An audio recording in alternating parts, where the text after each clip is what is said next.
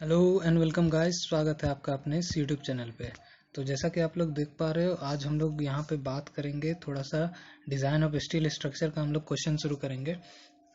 तो यहाँ हम लोग कनेक्शन से शुरू करते हैं, ठीक है। पहले तो देखो, ताकि हम लोग का देखो मिक्स सब्जेक्ट की तरह एक तरह का हो जाएगा, ठीक है। साइड बाय साइड हम लोग का क्या क्या चल रहा है, फ्लूइड मैकेनिक्स चल रहा है, उधर सर्वे के 2 सेशंस ऑलरेडी अपलोड कर रखे हैं और बाकी जो बचे हैं वो मैं ज़रूर अपलोड कर दूंगा, ठीक है।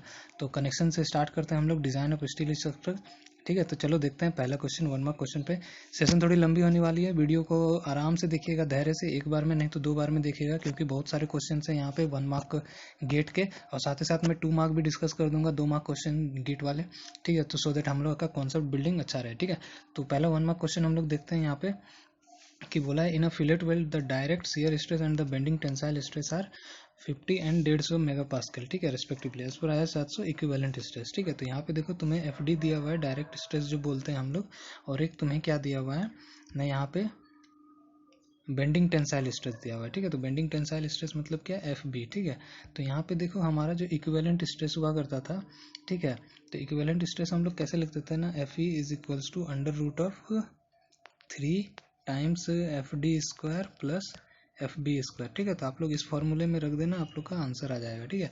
और अगर मान लो किन्हीं को 1-2% ये फॉर्मूला अगर रिमेंबर करने में दिक्कत आती है, तो आप लोग इसको ऐसे याद रख सकते हो कि हम लोग जो बचपन में पढ़ते थे 1D, 1 डायमेंशनल, 2 डायमेंशनल और 3 डायमेंशनल, ठीक है। तो यहाँ से आप लोग याद रख सकते हो 3 डायमेंशनल का 3D आप लोग याद रख सकते हो कि 3 डायमेंशनल में 3D आता है। तो यहाँ पे देखो 3 किसके साथ आएगा ना, डी किस में, एफ डी में, तो ये 3 FD स्क्वायर हो जाएगा, ठीक है।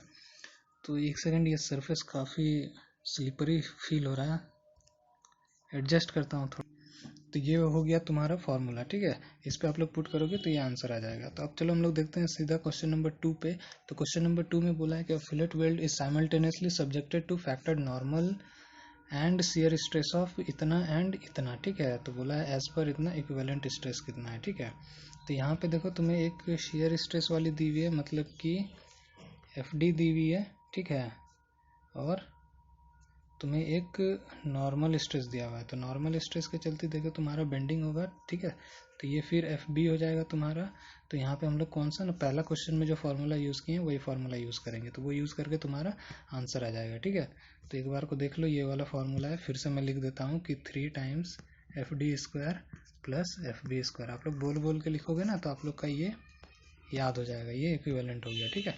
तो अब एक बार को थर्ड क्वेश्चन देख लेते हैं। बोला steel member M has reversal of stress due to live load whereas another member N has reversal of stress due to wind load as per इतना द मैक्सिमम स्लेंडरनेस रेशियो, ठीक है। तो यहाँ पे देखो तुम्हारा स्लेंडरनेस रेशियो का concept आ गया है, ठीक है। तो यहाँ पे तुम्हें क्या करना होगा कि जो सिलेंडरनेस का जो है तुम्हारा, यहाँ पे जो हम लोग पढ़ते थे टेंशन मेंबर और कंप्रेशन मेंबर में, तो वहाँ पे हम लोग डायरेक्ट उस वाले से देखेंगे। तो यहाँ पे मैं डिस्कस कर दिए देता हूँ, ठीक है। एक तरफ अगर हम लोग टेंशन लिखें और एक तरफ हम लोग अगर कंप्रेशन लिखें, ठीक है। तो आप लोग ऐसे याद रखना कि लाइफ में हमेशा टेंशन ज़्यादा होती है। एक बार को मैं कलर चेंज कर लूँ यहाँ पे, उसके बाद मैं आप लोगों के साथ डिस्कस करता हूँ। तो यहाँ पे याद रखना कि एक बार को लाइफ में टेंशन ज़्यादा होती है, ठीक है।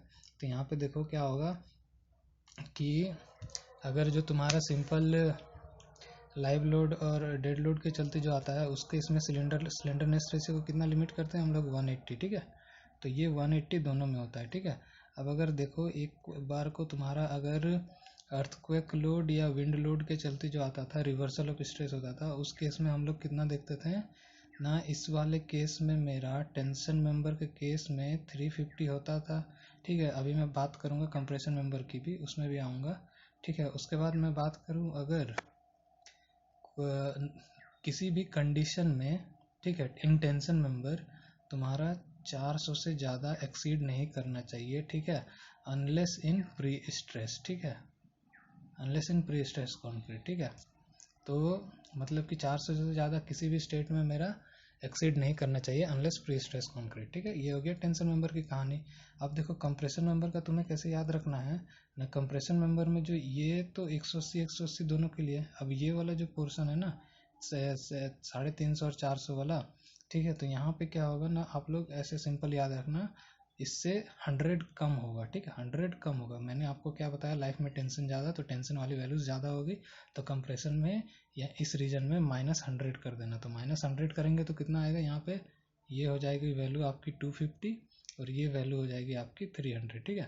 तो होप गाइस आपको ये अब इस तरीके से आपको याद रहेगा। तो यहाँ वाला क्वेश्चन हम लोग फटाक से देख लेते हैं कि reversal of stress due to, यहाँ पे लाइव लोड बोला है, एम जो है वो तुम्हारा लाइव लोड के चलते है, ठीक है। तो अब लाइव लोड के चलते कंप्रेसर और टेंशन चाहे कोई सा भी केस हो मेरा लाइव लोड के चलते, तो यहाँ पे तुम्हारा क्या होगा ना, यहाँ पे तुम्हारा 180 होगा, ठीक है। तो एम को हम लोग 180 मान सकते हैं, एम हम लोग 180 मान लिए, ठीक है। अब यहाँ पे एन क्या बोला है कि N has a reversal stress due to wind load. अब देखो विंड लोड के केस में देखो कि तुम्हारा लाइव लोड वाला केस से बड़ा है, चाहे कोई सा भी केस हो, चाहे कंप्रेशन हो या टेंशन हो, दोनों में, एक में 350, एक में 250, ठीक है। तो जाहिर सी बात है जो तुम्हारा एन होगा, ठीक है, एन होगा वो ग्रेटर देन एम होगा, ठीक है। तो यहाँ से अब देखो जो ऑप्शन बनेगा बस वही आपको ग्रेटर देन और लेस देन वाला पूछा है तो वही कर देंगे, ठीक है। अब देखो एक कॉन्सेप्ट यहाँ पे पूछा है क्वेश्चन नंबर 4 में प्राइंग फोर्स का, ठीक है। तो प्राइंग फोर्स बेसिकली क्या होता है ना, प्राइंग फोर्स देखो सपोज कर लो, मान लो कि अगर तुम्हारा ये जो सपोज कर लो ये तुम्हारा कोई कॉलम है, ठीक है, स्टील कॉलम, इसे हम लोग बेस प्लेट में दे के यहाँ पे हम लोग बेस स्लैब में कनेक्ट किए हुए हैं ना, एंगल के साथ ना, किस तरीके से मैं आपको दिखाऊं थोड़ा डिफरेंट कलर से, तो आपको इस तरीके से दिखेगा, ठीक है।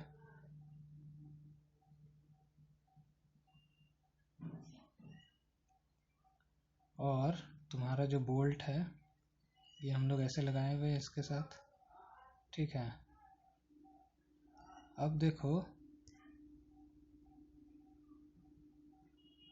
अगर हम लोग इसको एक बार को ऊपर की तरफ इसे फोर्स लगा के ऊपर की तरफ खींचे अगर, ठीक है, तो यहाँ पे क्या किस तरीके का इफेक्ट आप लोग को देखने को मिलेगा कि ये जो बेस प्लेट है ये आपको इस तरीके का बेंड होता हुआ दिखेगा, ये बेस प्लेट, ठीक है। ये थोड़ा मैचिंग कलर हो गया, 1 मिनट, ठीक है। ये बेस प्लेट आपको ऐसे होते हुए दिखेगा, ठीक है, मान लिया ये बेस प्लेट है, ठीक है। उसके बाद देखो यहाँ पे ये एंगल्स आपको कैसे दिखेंगे, अब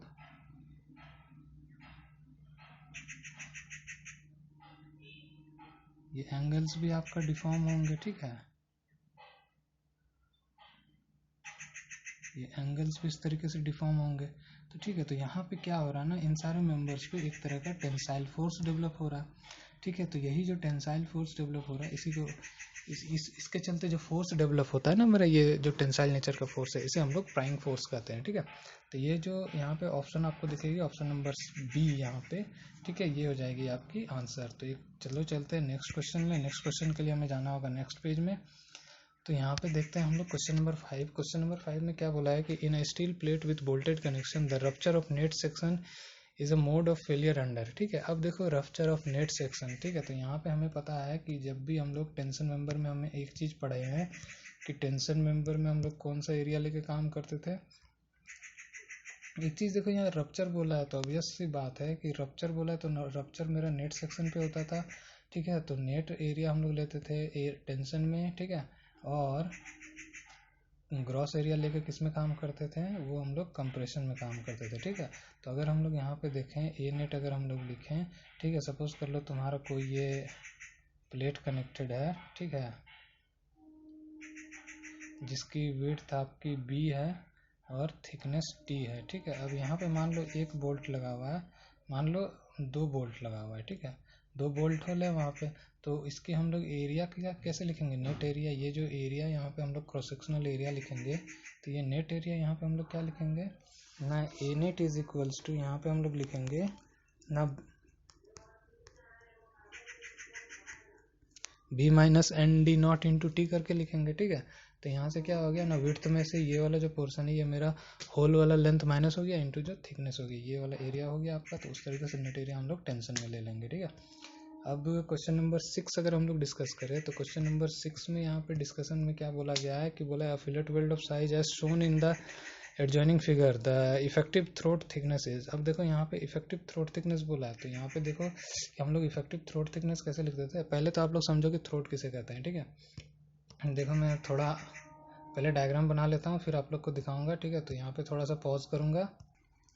तो देखो यहाँ पे मैंने कुछ दो डायग्राम बना के रखे हैं। तो यहाँ पे आपको दिख रहा होगा कि एक दो प्लेट को हम लोगों ने इस वाले और इस वाले को, ये जो वेल्ड दिख रहा है तुम्हें, ये जो वेल्ड है, ठीक है, इसके मदद से हम लोगों ने वेल्ड कर रखा है। ठीक है, तो अगर आप लोग थोड़ा 3D में देख पाओगे तो ये जो नीचे वाली प्लेट है, इसको देखो, ये कुछ अंदर की ओर जाएगा इस तरीके से, ऊपर वाले डायग्राम में देखो, ठीक है, और उसी तरीके से ये भी अंदर की ओर कुछ गया होगा।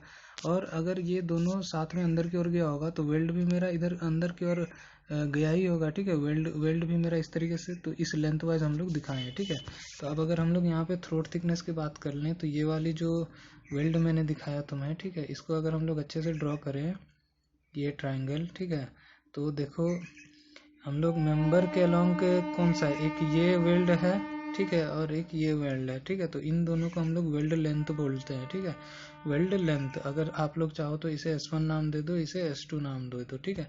अब अगर ये वेल्ड लेंथ हो गया S1 S2, ठीक है, तो यहाँ पे बात आती है थ्रोट। तो थ्रोट को हम लोग क्या बोलेंगे, ये जो होता है ना, इसे हम लोग थ्रोट बोलते हैं। ठीक है, तो ये थ्रोट थिकनेस ये वाली हो जाती है यहाँ पे, इसे अगर हम लोग T से डिनोट करें तो, ठीक है, तो ये इसी के अलोंग शेयर करके फेल करता है ये फिलेट वेल्ड। ठीक है, अब देखो ये जो थ्रोट थिकनेस होता है, ये तुम्हारा किस पे डिपेंड करता है ना, ये तुम्हारा फंक्शन है थीटा पे डिपेंड करता है। अब थीटा क्या हो गया ना, दो मेंबर के बीच का एंगल जिसमें हम लोग वेल्ड दे रहे हैं। तो इस केस में तो 90 डिग्री हो गया। आप सपोज कर लो, यहाँ पे देखो क्वेश्चन पे इटसेल्फ देख लो कि यहाँ पे मेंबर के बीच का एंगल कितना दिया हुआ है, 99 डिग्री। अब यहाँ पे कुछ वैल्यूज दी हुई है, जो कि वैल्यूज आपको एंगल के टर्म्स में याद रखने हैं। सबसे कॉमन केस क्या होता है ना, सबसे कॉमन केस तुम्हारा 60 डिग्री से लेके 90 डिग्री वाला केस होता है। ठीक है, जिसमें हम लोग की ले लेते हैं 0.7। इसके बाद का जो होता है ना तुम्हारा, इस तरीके से अगर हम लोग इधर की, यहाँ पे अगर थीटा की बात करें इधर की और यहाँ पे हम लोग क्या थ्रोट थिकनेस की बात करें इस डायरेक्शन में, और तो यहाँ पे देखो, यहाँ पे 91 से लेके हम लोग यहाँ पे कितना डिग्री तक लेते हैं ना, 100 डिग्री तक। तो ये 10 डिग्री यहाँ पे हो गई। तो यहाँ पे नीचे में मैंने कितना बोला, कितना कम होता है ना, 0.05 कम होता है। ठीक है, इतने से हर बार अब घटते जाएगा। तो यहाँ पे तुम्हें इनिशियल कुछ वैल्यूज याद ही रखनी होंगी, 0.65 हो जाएगी। ठीक है, अब देखो यहाँ पे नेक्स्ट वैल्यूज जो होगी तुम्हारा 101 से लेके अब 6 कम होगा। ठीक है, 6 यहाँ पे 107 अप्रॉक्स होगा। ठीक है, तो यहाँ कितनी हो जाएगी, 0.60। ठीक है, अब देखो तुम्हारा यहाँ पे 106 है शायद, मेरे हिसाब से, आप लोग एक बार चेक कर लेना। ठीक है, अब यहाँ पे 107 से लेके 113, ठीक है, 6 का डिफरेंस, तो यहाँ पे 0.55 हो जाएगा।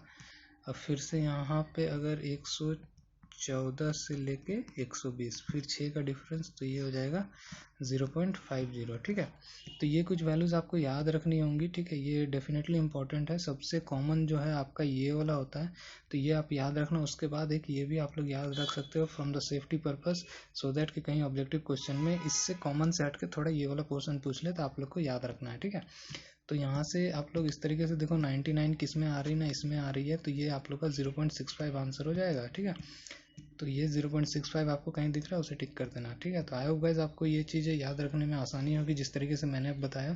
तो अब यहाँ पे देखो पूछा है रिवेट वैल्यू। तो रिवेट वैल्यू डिफाइंड क्या होती है, तो एक बात को देखो कि रिवेट वैल्यू जब हम लोग लगाते हैं रिवेट यहाँ पे, ठीक है, सपोज कर लो यहाँ पे दो प्लेट को मैंने कनेक्ट किया।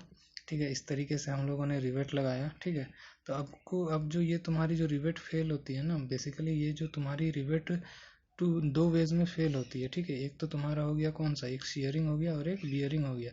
तो रिवेट वैल्यू क्या हो जाती है ना, ये दोनों की जो मिनिमम वैल्यू आ जाएगी वो तुम्हारी रिवेट वैल्यू हो जाएगी। ठीक है, अब देखो, अगर अगर अगर तुम लोग यहाँ पे शेयर समझना चाहो तो यहाँ पे देखो, अगर हम लोग इधर की ओर कोई फोर्स लगाएं, ठीक है, इधर की ओर और इसमें इधर की ओर कोई फोर्स लगाएं, तो ये समझो कि आप लोग दोनों तरफ से पकड़ के खींच रहे हो, तो आप लोग ये वाला प्लेन आप लोग इमेजिन करो यहाँ पे,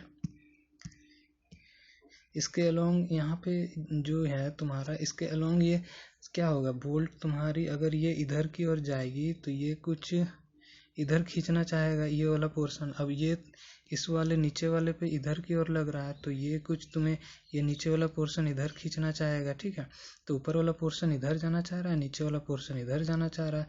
तो यहाँ पे क्या होगा ना, इस जंक्शन से वो टूट जाएगी। ठीक है, इस जंक्शन से वो शेयर में फेल हो जाएगी। अब शेयर क्या होता है ना, शेयर अलोंग द मतलब टेंजेंशियल फोर्स है, हम लोग जो बोल सकते हैं अलोंग द सरफेस जो फोर्स लगेगी उसे हम लोग शियर बोल सकते हैं। तो ये आप लोगों ने शियर तो इमेजिन कर लिया। अब बियर देखो, बियरिंग क्या होगा, यहाँ पे अगर मैं फिर से थोड़ा एक अच्छे से इसी वाले को यहाँ पे दिखाऊं थोड़ा अच्छे से, तो ये आप लोग का सपोज कर लो, अगर मैं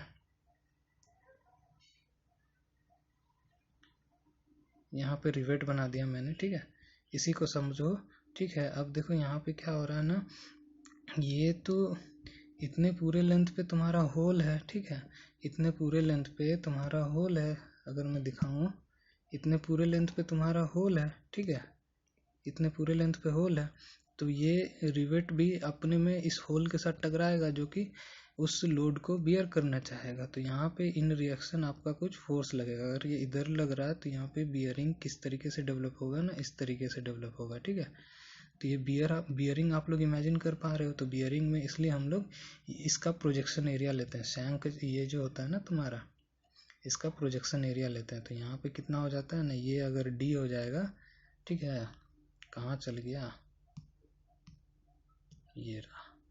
तो ये अगर तुम्हारा डी हो जाएगा और ये तुम्हारा क्या हो गया, इसको अभी 1 मिनट जरा रुकना, ठीक है। अगर ये डी हो जाएगा और ये तुम्हारा एल है, तो बियरिंग में हम लोग यही एरिया तो लेते थे, एल इंटू डी वाला, ठीक है। तो अब देखो शियर कहाँ पे लगेगा ना, शियर अगर मैं फिर तुम्हें दूसरे कलर से दिखाऊं तो शियर हम लोग यहाँ पे बात कर रहे थे, ये वाला वाइट वाला पोर्शन जो मैंने दिखाया ना, शियर वहाँ पे लगेगा, ठीक है। तो ये और जो रिवेट वैल्यू है वो मिनिमम शेयरिंग और बियरिंग, तो ये मात्र कन्फाइंड रहेगा उन्हीं दोनों पे। तो वो ऑप्शन आपको मिल जाएगा, इन चारों में से देख लेना, वही आंसर होगा, ठीक है। चलो चलते हैं नेक्स्ट क्वेश्चन में। तो नेक्स्ट क्वेश्चन में देखो यहाँ पे अगर हम लोग बात करें क्वेश्चन नंबर 8 की, तो यहाँ पे देखो तुमसे क्या बोला गया है कि identify the most efficient butt joint यहाँ पे बोला गया है, ठीक है। तो विथ डबल कवर प्लेट्स, तो आप लोग पहले जान लो कि बट जॉइंट किसको बोलते हैं, ठीक है। तो आप लोग देखो कि एक तो होता है लैप जॉइंट, एक होता है बट जॉइंट, ठीक है। तो लैप मतलब क्या होता है ना, लैप मतलब होता है कि किसी को आप लोग अगर गोदी में बैठाए हो तो वो लैप में होता है। गोदी में मतलब क्या, आप उसको अपने ऊपर बैठाए हो, ठीक है। तो यहाँ पे भी अगर हम लोग ये दो प्लेट को अगर हम लोग ऐसे कनेक्ट करें एक के ऊपर एक और यहाँ पे रिवेट दे दें, तो ये हो गया तुम्हारा लैप जॉइंट, ठीक है। अब वही अगर बट जॉइंट आती है, तो बट जॉइंट को कैसे बोलूँ, अगर थोड़ा इंजीनियरिंग लैंग्वेज में जाऊँ तो आप लोग अपने पिछवाड़े से समझ सकते हो, ठीक है। तो वहाँ पे भी देखो बट जॉइंट में हम लोग आमने सामने रखते हैं, ठीक है, आमने सामने में रख के इस तरीके से हम लोग जॉइंट करते हैं। अगर वेल्डिंग की बात करें तो यहाँ वेल्ड भर देते हैं, ठीक है। और अगर रिवेट की बात करें तो ऊपर नीचे हम लोग इसे कवर प्लेट दे देते हैं, ठीक है, इस तरीके से। और यहाँ पे रिवेट्स लगाते हैं या फिर बोल्ट लगाते हैं। तो अगर वेल्डिंग में देखो बेसिकली हम लोग भी बनाते थे, वहाँ पे भी बट जॉइंट, अलग अलग तरह के बट जॉइंट होते हैं, ठीक है। तो यहाँ पे वेल्डिंग भर देते थे, अलग अलग तरह के होते हैं, वो आपका अलग केस है, वो आप लोग बुक्स में देख लेना। तो यहाँ पे हो गया, यहाँ पे आपको डिस्कस करना है कि यहाँ पे जो है मोस्ट एफिशिएंट बट जॉइंट तुम्हारा कौन सा होगा, ठीक है। तो आप लोग एक बार को देखो, यहीं मैं डायग्राम पे ही एक्सप्लेन कर दिया रहता हूँ सिंपल, ठीक है। तो यहाँ पे अगर आप लोग देखोगे थोड़ी सी और थिकनेस, हाँ, तो यहाँ देखो इस डायरेक्शन में लोड लग रहा है, फोर्स लग रहा है तुम्हारा, ठीक है। तो अब एक बार को देखो कि अगर मैं थोड़ा अलग अरेंजमेंट से आपको समझाऊंगा कि देखो आप लोगों ने ना टाइल्स रखी हुई है, ठीक है। एक टाइल्स आपकी ये है, ठीक है, अलग अलग कलर से जल्दी जल्दी करके बताता हूँ, ठीक है। फिर एक टाइल्स आपकी ये रखी हुई है, ठीक है। फिर एक टाइल्स आपकी ये रखी हुई है, ठीक है। फिर एक टाइल्स आपकी ये रखी हुई है, और सपोज कर लो एक और टाइल्स है, कोई भी कलर ले लूँ मैं, ये रखी हुई है, ठीक है। अब ये सारे हॉरिजॉन्टल प्लेन में रखे हुए हैं। अब आप देखो कि अगर मैं इसमें कुछ ऊपर से एक लोड लगाऊं, ऊपर से अगर मैं लोड लगाऊं यहाँ पे, ठीक है, तो सबसे पहला जो इम्प्रेशन होगा वो कौन लेगा, यहाँ पे सरफेस है, ठीक है, जमीन पे रखी हुई है। सबसे पहला जो लोड लगेगा सबसे ज़्यादा झटका कौन लेगा ना, मेरा ये वाला कलर लेगा, ठीक है। उसके बाद ये टाइल लेगा, उसके बाद ये टाइल्स लेगा, और उसके बाद ये लेगा, और सबसे कम नीचे वाली टाइल लेगी, ठीक है। तो यहाँ पे देखो सबसे ज़्यादा पावरफुल किसे होना चाहिए, मेरा ना ये वाला टाइल्स जो मैंने सबसे ऊपर में रखा है, ठीक है। तो वही सेम केस हम लोग देख सकते हैं कि तुम्हारा जो है ये लोड लग रहा है, तो सबसे पहला झटका जो जो भी लेगा तुम्हारा, वहाँ पे तुम्हें मैक्सिमम एरिया अवेलेबल रहना चाहिए, नहीं तो वो प्लेट क्या हो जाएगा ना, फट जाएगा, ठीक है। तो अगर मेन प्लेट की बात करें हम लोग, तो मेन प्लेट में देखो यहाँ पे सबसे अच्छा अरेंजमेंट तुम्हें देखो, सबसे पहला कौन सा सेक्शन लेगा, ठीक है, यही वाला सेक्शन लेगा। तो इस वाले सेक्शन में अगर हम लोग देखें, इस वाले सेक्शन में देखो, इसमें 1 बोल्ट है, इसमें 3 है, इसमें 2 है, और इसमें भी 2 है। तो सबसे ज़्यादा एरिया किस में रहा ना, इस वाले केस में, ठीक है, क्योंकि यहाँ पे देखो 1 ही बोल्ट है, तो सबसे ज़्यादा एरिया अवेलेबल है, तो वहाँ प्लेट को ज़्यादा एरिया मिल रहा है तुम्हें उस लोड को रेजिस्ट करने के लिए, ठीक है। तो तुम्हें ये ऑप्शन टिक कर देना है, ठीक है। तो ऑप्शन नंबर ए हो जाएगा इस केस में। अब अगर हम लोग बात करें यहाँ पे देखो नेक्स्ट क्वेश्चन की, तो नेक्स्ट क्वेश्चन में क्या है कि बोला है generally fatigue failure of welded steel and fatigue failure of riveted, ठीक है। तो यहाँ पे देखो क्या होना है कि अगर हम लोग डायग्राम बनाए कुछ अच्छे से, तो अगर हम लोग फटीग मतलब क्या होता है ना, अगर ये तुम्हारे पास एक वायर है, ठीक है, फटीग मतलब होता है एक तरह से थक जाना, ठीक है। तो अगर ये वायर है, बचपन में हम लोग क्या करते थे कि एक इस एंड को पकड़ के एक दूसरे हाथ को यहाँ से पकड़ते थे, और ये जो अंगूठा लाके दोनों तरीके से यहाँ टिकाते थे, और इस पॉइंट के बाद मोड़ते रहते थे, ठीक है, मोड़ते रहते थे। एक बार अगर एक बार इस तरीके से मोड़ा, तो दूसरी बार फिर हम लोग मोड़ के ऐसे कर देते थे, तो फिर ऐसे मोड़ते, फिर ऐसे मोड़ते, तो बीच को क्या होती है एक बार में कि इस पॉइंट के बाद ये तार टूट जाती थी, ठीक है। तो वो फटीग फेलियर हम लोग वहाँ से समझ सकते हैं। तो अगर हम लोग यहाँ पे क्या बोला है, कौन कौन सा केस बोला है यहाँ पे तुम्हें, एक तो वेल्ड बोला है और एक तुम्हारा रिवेटेड बोला है, ठीक है। तो देखो यहाँ पे ना, अगर हम लोग वेल्ड किया हुआ मेरा कोई पोर्शन है, ठीक है, यहाँ पे अगर बीच में वेल्ड है 2 मेंबर के बीच में, तब इसमें हम लोग इस तरीके का अगर फोर्स लगाएंगे, तो यहाँ पे देखो क्रैकिंग होने के चांसेस बनते हैं मेरे, ठीक है। लेकिन वही समझो, अगर तुम्हारा रिवेट है, तो रिवेट में वो तब तक फेल नहीं होगा जब तक कि वो तुम्हारा जो, अगर ये देख लो, अगर हम लोग इसके, अब अगर हम लोग इसको हम पकड़ के मोड़ेंगे, तो यहाँ पे तब तक ये फेल नहीं होगा जब तक कि ये तुम्हारा पूरा एरिया फट के बाहर ना आ जाए, ठीक है। ये होल से ही क्रैक होना शुरू होगा, ऑब्वियस सी बात है।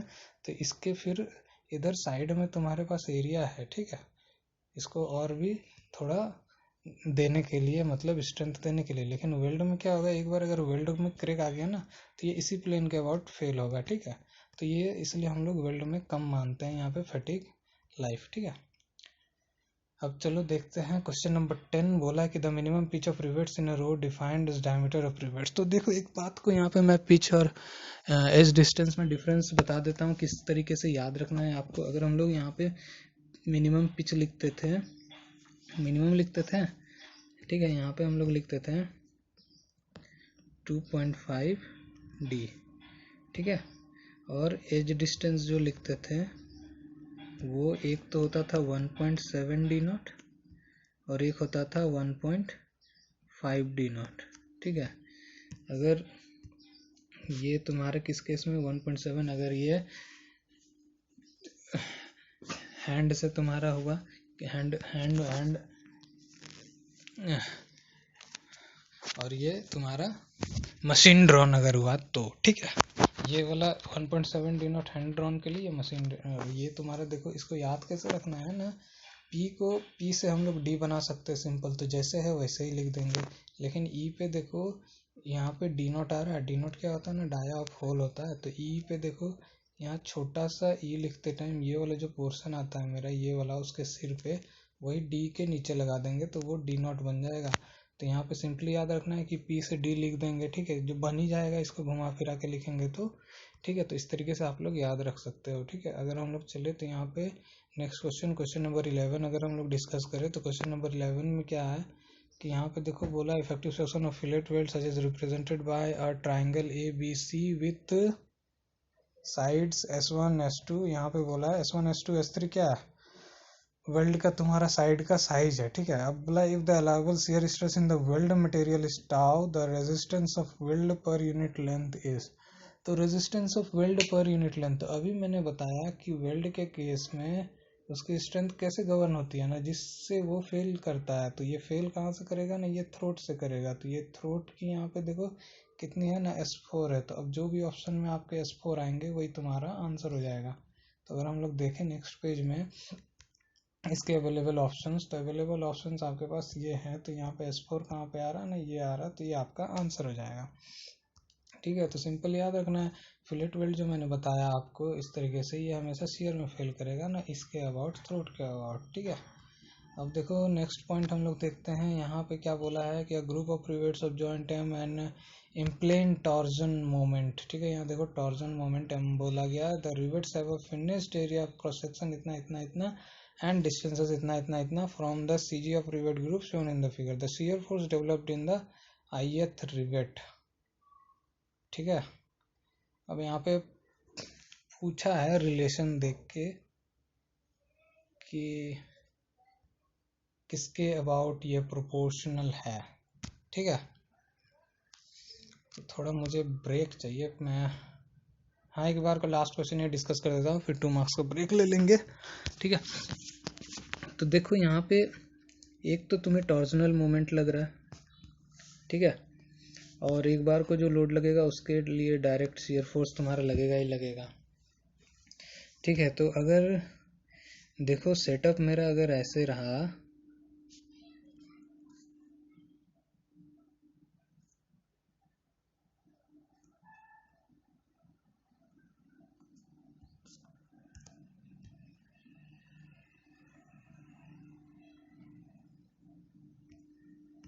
मैं आपके सामने 2 सेटअप बनाता हूँ, ठीक है।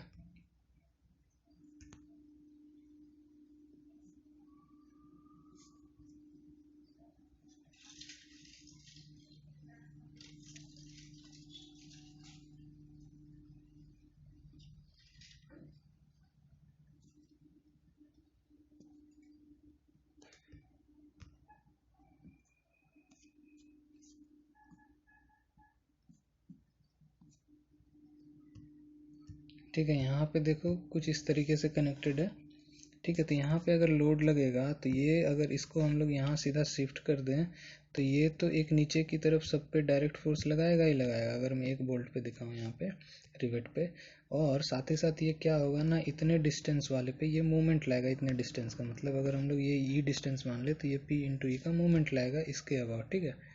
तो इसके अबाउट देखें तो ये ऐसे घुमाने खोजेगा, ठीक है सबको। तो ये क्या ला रहा है ना, मेरा ये टॉर्जन का कॉन्सेप्ट ला रहा है यहाँ पे, ठीक है। तो दोनों टॉर्जन और डायरेक्ट शियर फोर्स ये तुम्हारा दोनों शियर के चलते होते हैं, ठीक है। अब देखो यहाँ पे अगर तुम्हारा एक अरेंजमेंट इस तरीके का रहेगा और ये रिवेट से कनेक्टेड है, ठीक है। अब ये इस सरफेस पे नहीं है, ठीक है। अब देखो अगर ये तुम्हारा कोई मैं यहाँ से दिखाऊँ टॉप व्यू से, ठीक है, तो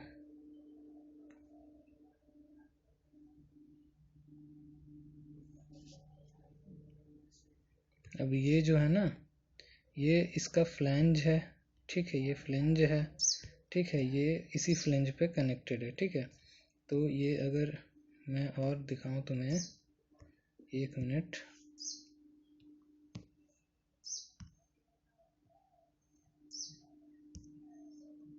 ये अगर मान लो नीचे पे इस तरीके से है तो ये अब इस फ्लैंज में कनेक्टेड है, ठीक है, इस फ्लैंज में, और ये रिवेट्स है, ठीक है। तो इतना तो आपको दिख गया, ठीक है। तो देखो यहाँ पे अब अगर ये लोड यहाँ पे कुछ लगेगा तो एक तो तुम्हें अगर इसको हम लोग यहाँ शिफ्ट करें तो ये डायरेक्ट शियर फोर्स लगाएगा ही लगाएगा, ठीक है, एक डायरेक्ट शियर फोर्स, और साथ ही साथ ये मोमेंट लाएगा।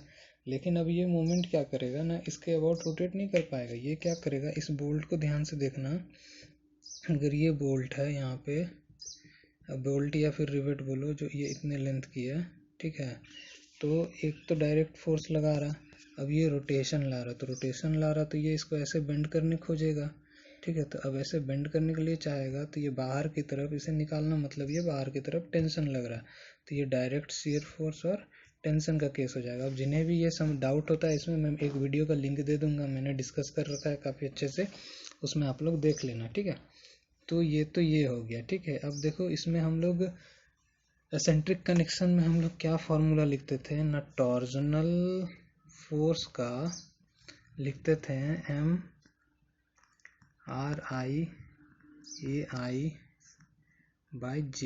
ठीक है।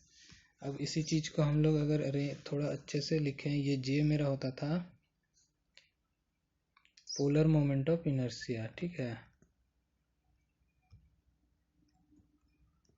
तो ये भी समेशन ऑफ AR² ही होता है, ठीक है। तो देखो अगर हम लोग इसको अच्छे से थोड़ा अरेंज कर लें, मतलब जिस तरीके से हम लोग याद रख सकते हैं ट्रिक करके,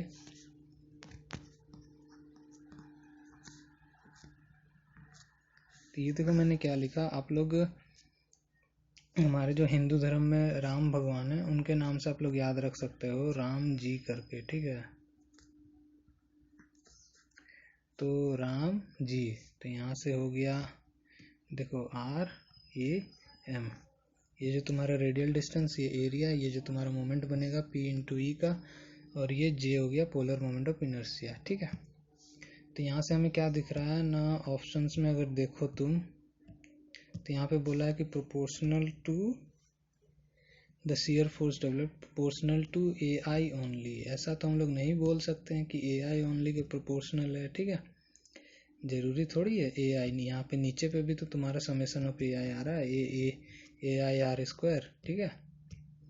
दूसरा बोला है distance from CG of group R के अबाउट तो है, लेकिन यहाँ पे भी सेम प्रॉब्लम है कि नीचे पे भी तुम्हारा R² आ रहा, ठीक है। अब अगर एक बार को देखो कि तुम्हारा अगर सारा रेडियल डिस्टेंस बराबर हो गया, इस केस में तो बराबर है नहीं, ठीक है। अगर मान लो बराबर भी हो गया तो यहाँ पे 1/R हो जाएगा, ठीक है।